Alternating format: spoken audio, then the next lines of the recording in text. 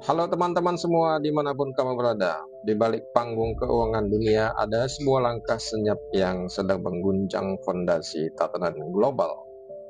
China melalui Bank Rakyatnya, People Bank of China, dan Bursa Emas Shanghai Gold Exchange tengah merancang strategi untuk merebut kendali emas dunia.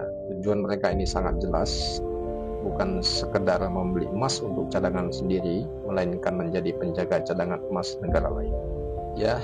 Emas ini akan disimpan di tanah Tiongkok. Emas asing juga ditawarkan untuk disimpan di Tiongkok di bawah pengawasan PBOC. Sebuah langkah strategis untuk menancapkan pengaruh Beijing lebih dalam ke pasar emas batangan global. Dalam beberapa bulan terakhir, gerakan ini mulai berjalan. Bahkan kabarnya sudah ada negara di Asia Tenggara yang terpikat dan menitipkan emasnya ke dalam berangkas Tiongkok. Inilah babak baru di mana emas tidak lagi hanya logam mulia, melainkan senjata geopolitik. Apa maknanya bagi dunia?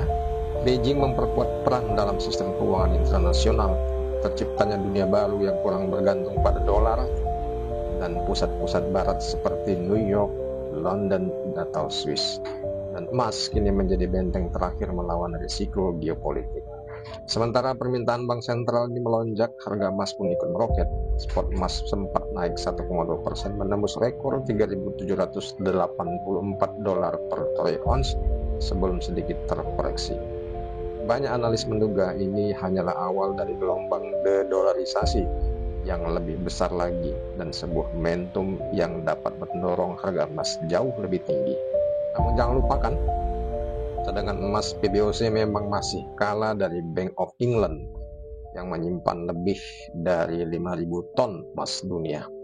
Namun pasar domestik emas Tiongkok adalah yang terbesar di dunia, baik untuk perhiasan, emas batangan, ataupun koin investasi. Dan kini dengan SGA yang membuka berangkas lepas pantai di Hong Kong, serta PBOC yang melonggarkan aturan impor emas, strategi Cina ini makin gamblang, yaitu menginternasionalkan yuan, menggoyang dominasi dolar, dan mengubah emas jadi senjata finansial global. Sejak invasi Rusia ke Ukraina di 2022 lalu dan dibekukannya cadangan devisa Rusia oleh Barat dan negara-negara lain, menjadi sadar akan satu hal, bahwa cadangan devisa bisa dibekukan, tapi emas, tetap liquid. Dan pertanyaannya kini, apakah negara lain berani menyerahkan emas mereka ke tangan Cina demi perlindungan dari guncangan global, atau mereka akan tetap memilih likuiditas aman di London? Satu hal yang pasti, PBOC dan SGA sedang memainkan catur geopolitik emas, dan seluruh dunia sedang menjadi penonton sekaligus bagian dari permainannya. Ada beberapa pertanyaan yang perlu kita kaji lebih dalam dan komprehensif. Pertama, catat baik-baik dan siapkan kopi kamu. Sampai kapan kenaikan emas ini secara realistis? Yang pertama alasannya karena dilihat dari inflasi real, dari sisi geopolitik dan geoekonomi. Aku akan menjawab pertanyaan ini. Intinya, ada dua lapis jawaban. Pertama, jangka menengah dan panjang untuk bulan, hitungan ke tahun, dan jangka pendek hari ke minggu. Kita masuk ke jangka menengah untuk hitungan panjang pergerakan bulan sampai ke tahun. Tekanan struktural ini mendukung harga lebih tinggi lagi, dan pembelian berulang dari PBOC dan sentimen dedolarisasi, plus permintaan fisik dari Cina dan Asia, serta laporan dari Bloomberg dan Reuters menginformasikan bahwasanya PBOC memperpanjang pembelian emas selama berbulan-bulan. Ini adalah pendorong fundamental yang nyata untuk menopang level emas ke harga yang lebih tinggi lagi dari level sekarang. Kesimpulannya, sepanjang PBOC net buy tetap berlangsung dan geopolitik adanya sanksi dan risiko tidak reda, maka kenaikan bisa berlanjut berbulan-bulan, bahkan tersusun sampai hitungan kuartal atau tahun. Sedangkan untuk pergerakan jangka pendek dari pergerakan harian sampai mingguan, aku menghitung sampai periode akhir Oktober, ada volatilitas tinggi di sekitar keputusan kebijakan Amerika Serikat nantinya, dan data PCE, GDP, dan musim Oktober ini biasanya melemahkan emas untuk pergerakan siklus. Ada peluang koreksi atau tekanan turun jangka pendek meski ada bias menengah tetap bullish ya. Kita akan lihat dari sisi seasonality atau siklus pergerakan emas. Apa yang ditunjukkan oleh siklus? Terjadinya penekanan, penurunan menjelang akhir Oktober. So guys, emas ini mungkin akan mengalami penurunan menjelang akhir Oktober. Tetap ikuti penjelasan aku ini. Jangan lupa dulu di like dan subscribe ya. Oke, kalau kita lihat dari grafik seasonality untuk emas menunjukkan pola musiman ini terjadi penurunan sekitar akhir September sampai akhir Oktober. Jadi ada pergerakan rata-rata historis month by month seasonality chart. Dan ini memang bukan jaminan, tapi probabilitas histori untuk weakness di bulan Oktober lebih tinggi dibandingkan bulan lain. Gunakan grafik seasonality sebagai konfirmasi probabilitas untuk koreksi jangka pendek. Pertanyaan ketiga, prediksi dari data ekonomi. Aku memasukkan data-data ekonomi sampai akhir Oktober, kemudian logika ekonomi di balik kemungkinan koreksi tajam. Ada fakta penting dari kalender yang aku lampirkan ini. Pertama, suku bunga dari The Fed akan diputuskan lagi di tanggal 30 Oktober dini hari, dan itu akan kita baca lihat pada saat konferensi pers.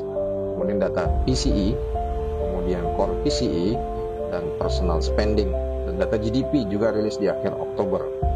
Logika dan mekanismenya begini. FOMC dan press conference memang akan membuat market bergerak dengan volatilitas yang tinggi. Pasar sering bergerak tajam pada saat berita dan setelah FOMC karena perubahan prospek suku bunga, perubahan dot plot, dan reaksi dolar dan treasury yield. Jika The Fed menyampaikan ada hawkish atau membuat pasar menilai penurunan suku bunga bakal lebih lambat, ini akan mengakibatkan dolar bisa menguat dan emas bisa tertekan.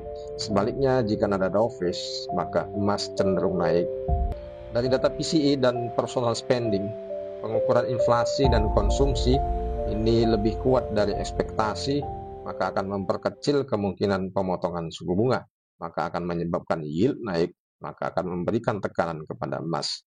Sekarang kita masuk ke poin 4 secara teknikal untuk masuk pasar. Jika terjadi koreksi tajam, ada beberapa level psikologis yang menjadi support kuantitatif untuk buyback dengan pendekatan risk management.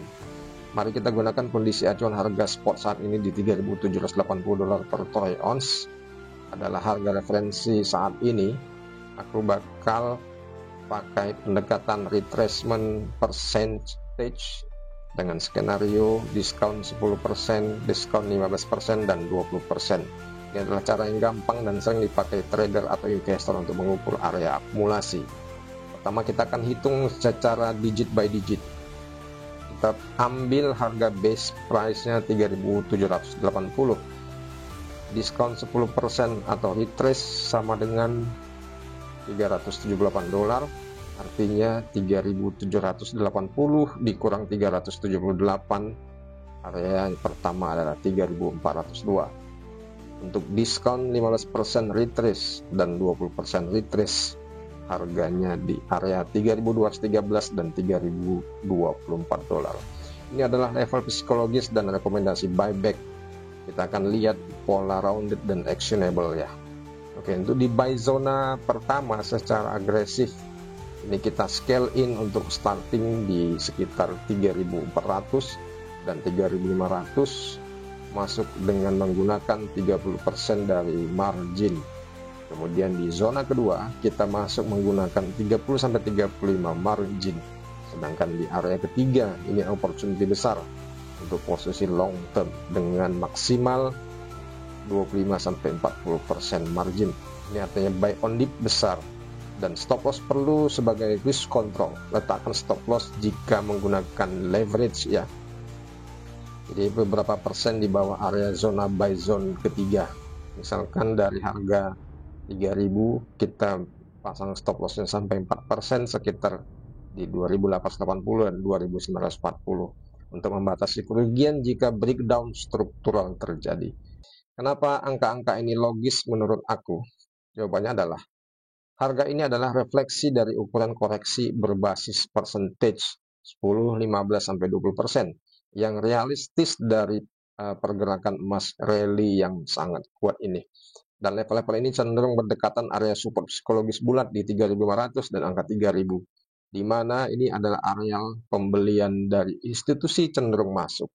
Jika PBOC atau Central Bank terus membeli, mereka akan cenderung menyerap jualan di area ini. Ringkasan singkatnya untuk action plan, kita akan lakukan dengan cara melihat dari jangka pendek akhir Oktober, waspadai koreksi dari laporan FOMC dan PCE dan seasonality. Pertimbangkan mengamankan profit jangka pendek sebelum event jika kamu sudah mengalami floating profit. Jika koreksi datang, kita akan lakukan scale in di zona 3.400, 3.200, dan 3.000. Seperti strategi di atas sesuai dengan persentase alokasi bertahap. Jika tidak ada koreksi, maka harga akan lanjut naik. Kita gunakan trading stop atau rebalancing. Ingat, PBOC buying sama dengan fundamental bullish jangka menengah. Sekian, terima kasih dari aku Fauzi. Tetap follow channel aku. Terima kasih.